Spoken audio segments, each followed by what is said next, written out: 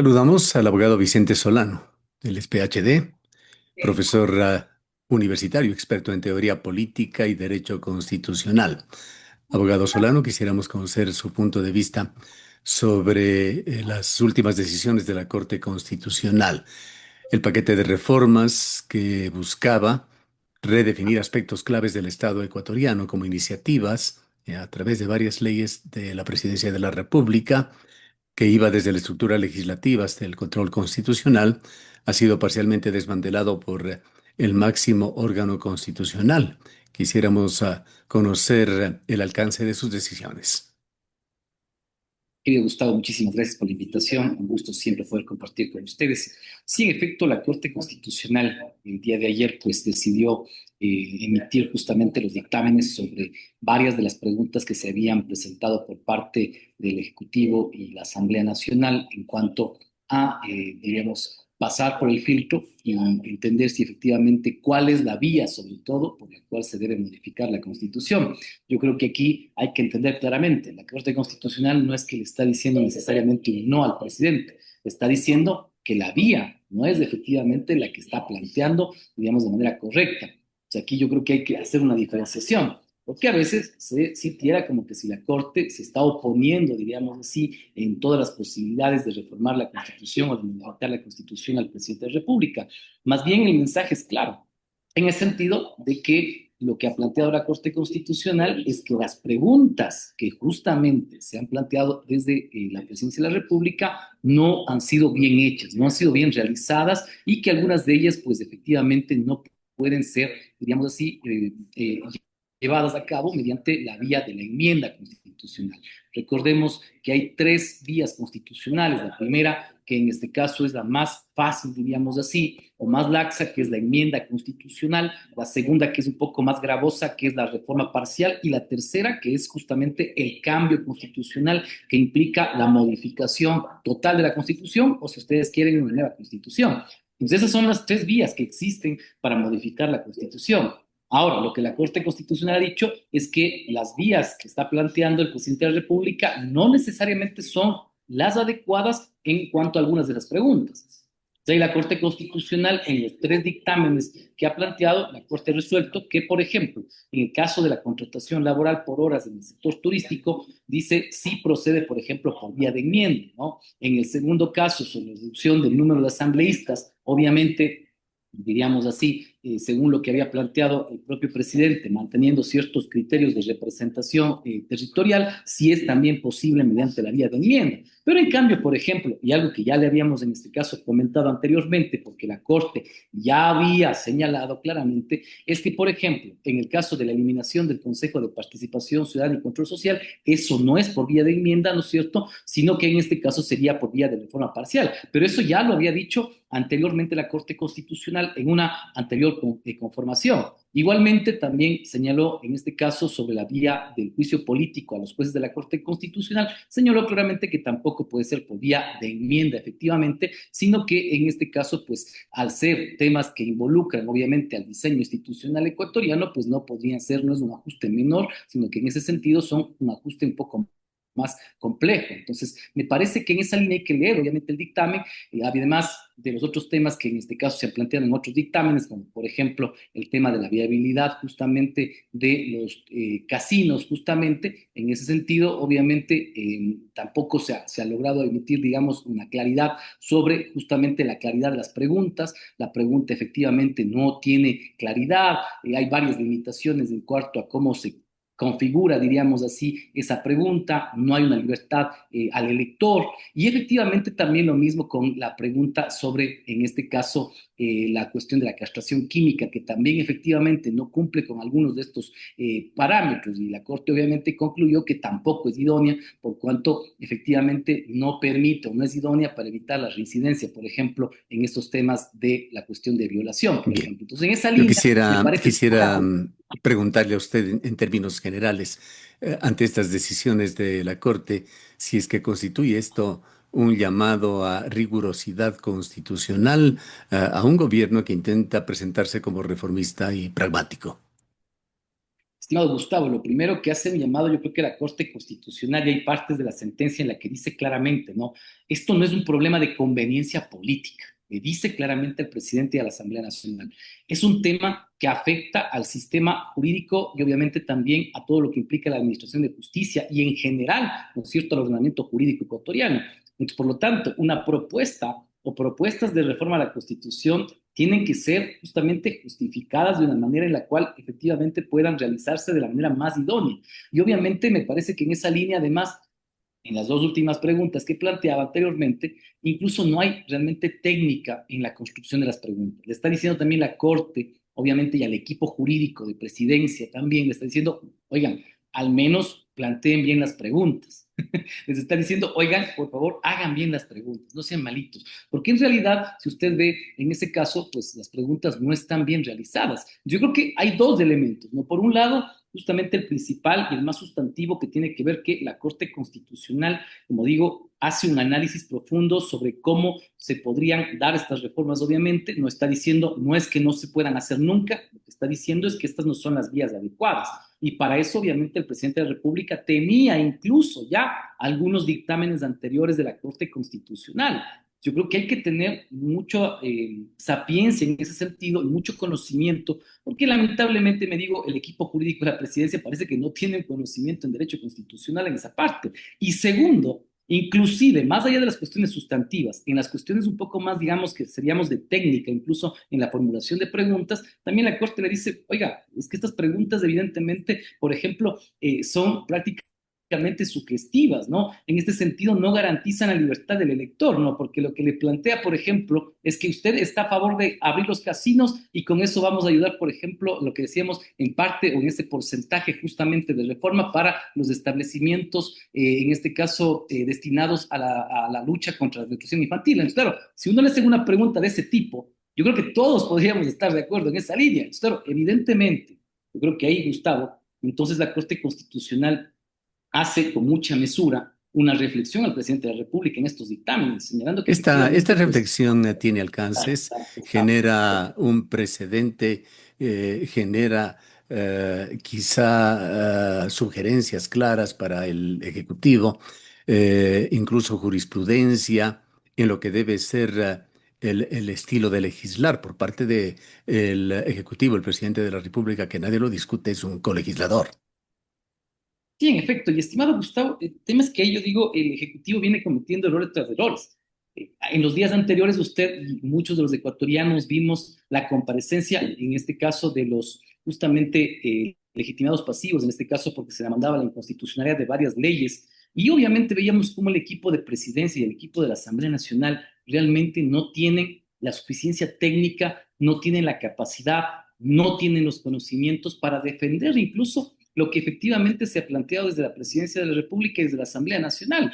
Yo creo que es gravísimo. Y yo decía, si le criticamos a veces a los asambleístas o a las asambleístas porque no tienen efectivamente buena técnica legislativa, buena capacidad justamente para argumentar legislativamente, también hay que criticar lamentablemente a nuestros queridos colegas de los equipos jurídicos y de toda la presidencia en no hacer una defensa clara, una defensa argumentada y suficiente justamente para defender al menos, diríamos así, de una manera coherente, ¿no es cierto? Estas propuestas que, claro, yo digo, muchas de ellas, creo que cualquier constitucionalista que, digamos, se llame constitucionalista, efectivamente sabe que esas reformas son totalmente inconstitucionales, pues esas reformas legales no pueden pasar un test efectivamente de constitucionalidad. Yo creo que en eso, querido Gustavo, se ratifica, ¿no? Me parece que una doble intencionalidad. Por un lado, esto de reformar leyes de una manera en la cual me parece totalmente incoherente con un Estado de Derecho. ¿Por qué? Porque las leyes no pueden ser únicamente de carácter económico urgente, que Gustavo. Entonces vamos ahora entonces a pensar que porque efectivamente creemos que estamos en ciertos tiempos excepcionales, el procedimiento legislativo ordinario no sirve.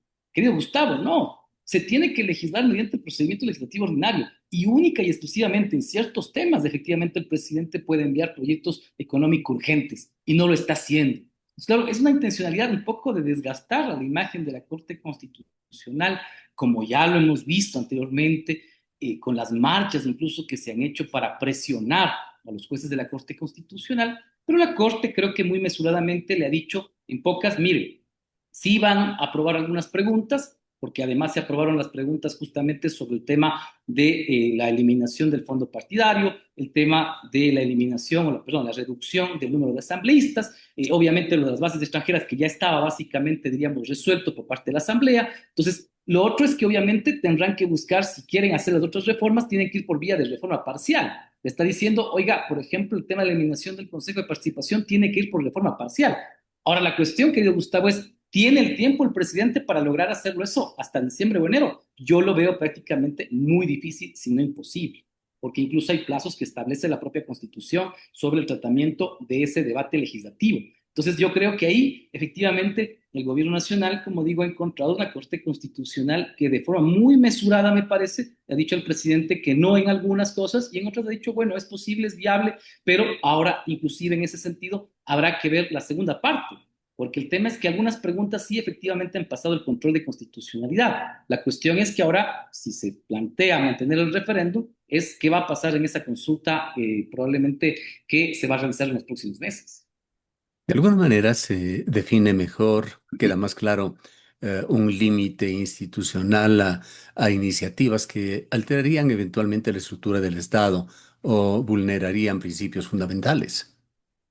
En efecto, querido Gustavo, y ahí es algo importante que señala la Corte Constitucional. Sobre todo yo voy, porque creo que lo del Consejo de Participación, en eso creo que ya lo ha dicho la Corte varias veces, lo hemos dicho varias veces, pero justamente sobre la pregunta, que es una de las preguntas, diríamos, principales que el Gobierno Nacional impulsa, es sobre el juicio político a los jueces de la Corte Constitucional. Ahí claramente la Corte Constitucional le ha dicho, oiga, el problema es que esto interfiere en un principio fundamental, la independencia judicial. ¿No? En esa línea, pues efectivamente, los jueces constitucionales, al someterse a un juicio político, ponen en riesgo la independencia frente a los otros poderes del Estado. Y la independencia judicial es un pilar del Estado de Derecho, que obviamente le permite justamente a la Corte actuar como lo está haciendo, como un contrapeso al Ejecutivo.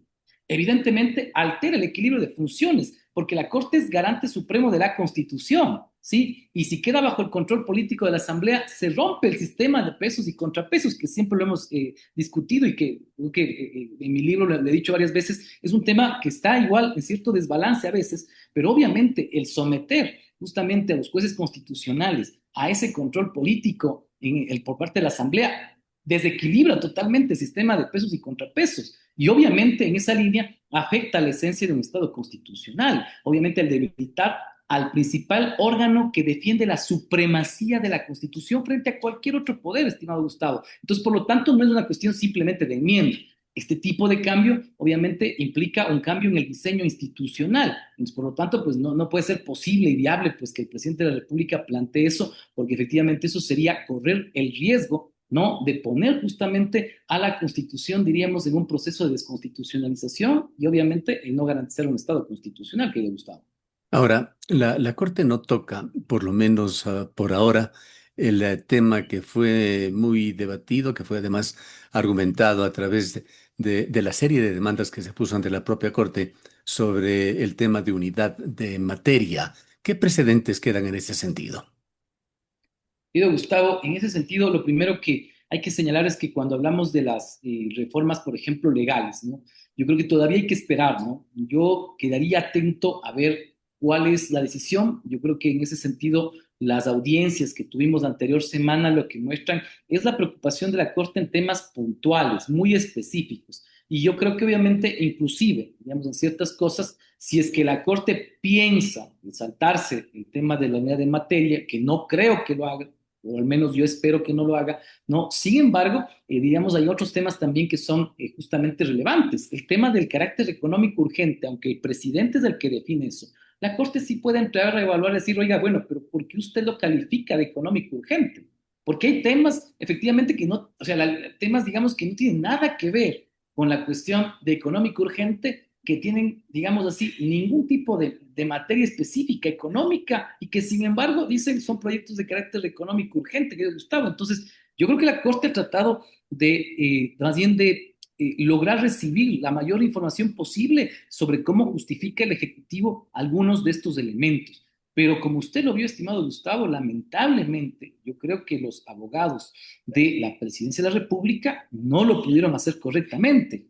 Yo creo que en la mayoría de los casos, efectivamente, era visto, digamos, cualquier estudiante meridiano o mediano de derecho constitucional va a poder decir que muchas de las reformas son inconstitucionales, pero algunas de ellas plausiblemente se podían discutir, entrar a cierta controversia y discusión constitucional que es necesaria, pero ni siquiera en ello, me parece, los abogados de la Presidencia de la República lo hicieron bien. Yo creo que hay que esperar, Gustavo, hasta no tener los fallos, efectivamente, sobre las reformas legales, son varias, obviamente, sobre varias de estas leyes, no todavía podríamos decir que necesariamente la Corte no esté yendo a tocar ese tema. Quizás, obviamente, como digo, la Corte Constitucional en las audiencias y los jueces, obviamente, y la jueza, los jueces que dirigen las audiencias, tienen la posibilidad, obviamente, de pedir justamente de preguntar, de solicitar información necesaria para que obviamente los fallos, como digo, sean sometidos obviamente a un control, pero sobre todo están sometidos a derecho, ¿no? Que obviamente es lo principal dentro de este tipo de acciones. ¿Cómo queda, doctor Solano, en perspectiva el Consejo de Participación Ciudadana y Control Social, ese organismo tan detestado por los ecuatorianos? Se lo ha expresado de mil diversas maneras. ¿Cuál sería el futuro de este organismo? ¿Cuáles los mecanismos para su eventual eliminación? Bien, lo primero, Gustavo, es que como yo le decía, aquí no hay que decir que la Corte le dijo un no total a la Presidenta de la República. Yo creo que sí, y por eso digo, es una posición muy mesurada. Yo no estoy muy de acuerdo en eso de la posibilidad de que se mantengan ciertas reformas como lo ha planteado, por ejemplo, el tema de la contratación laboral por horas de vía de enmienda, por eso ya se veía, porque eso igual estuvo también en un dictamen anterior, usted recordará, entonces yo creo que eso no estoy de acuerdo en ese criterio. Tampoco estoy muy de acuerdo en eso de que vaya por vía de enmienda a la reducción del número de asambleístas. Pero en el caso del Consejo de Participación, creo que estamos todos de acuerdo en que es necesario reformarlo. Y ahí yo digo, Gustavo, ahí el presidente de la República tiene que ser claro y responderle a la ciudadanía. ¿Por qué no vamos por la vía justamente de solamente cambiar las atribuciones de designación de altas autoridades del Consejo de Participación a la Asamblea Nacional? Eso es lo que quiere, estimado Gustavo. No hay que mentirse. Lo que quieren es tener, obviamente, la posibilidad de que la Asamblea, ¿no? Sea el que nomine Contralor, Fiscal General, en este caso, miembros del Consejo Nacional Electoral, del Tribunal Contencioso Electoral. Y eso la propia Corte Constitucional ya ha dicho en otros dictámenes, que eso se lo puede hacer vía enmienda. Entonces, yo digo, más allá de que el Consejo de Participación mantenga de sus 12 funciones principales, que se bajen una, 11, queden ahí un poco menos, efectivamente no va a hacer mayor cambio. Y eso lo puede hacer el presidente en menos de un año, estimado Gustavo. Entonces yo creo que aquí la cuestión es si el presidente realmente o le están asesorando bien o el presidente de la República quiere otra cosa, ¿no? Y me parece que ahí hay un déficit, efectivamente, ¿no? En el conocimiento jurídico, o dos, realmente hay una mala fe, ¿no? Hasta eso, ¿qué va a pasar con el Consejo de Participación Ciudadana? Seguirá trabajando, obviamente, en lo que se ha planteado, que son la designación de otras autoridades. Recordemos, Gustavo, que estamos en previos, obviamente, a la designación de un fiscal general. Estamos también, ya entiendo, avanzando en el desarrollo del concurso también del Consejo Nacional Electoral, que será el Consejo Nacional Electoral, además, estimado Gustavo, que va a dirigir las elecciones seccionales del año 2026, que hay que estar muy atentos. Entonces, yo creo que en esa línea hay que estar muy atentos porque al final el gobierno, con el posible juicio político que se quería hacer al señor Albán también, es un tema lamentable, porque también se nota la falta de conocimiento jurídico, de conocimiento legislativo y realmente la falta de preparación de los legisladores al plantear juicios políticos que no tienen ni siquiera ningún tipo de justificación. Y hablando obviamente de una justificación de un juicio político, no se diga de otro tipo de juicios, efectivamente. Entonces, yo creo que en esa línea, Gustavo, pues el Consejo de Participación, al menos por ahora, yo creo que va a dirigir los procesos y terminará probablemente con los procesos que ya está llevando a cabo, que yo creo que usted verá en los próximos meses, no se salvarán de los problemas clásicos de la presentación de acciones de protección, de la posibilidad de que se puedan querer, en este caso, diríamos así, sacar, diríamos así, algunos de los miembros del Consejo de Participación, que hayan denuncias.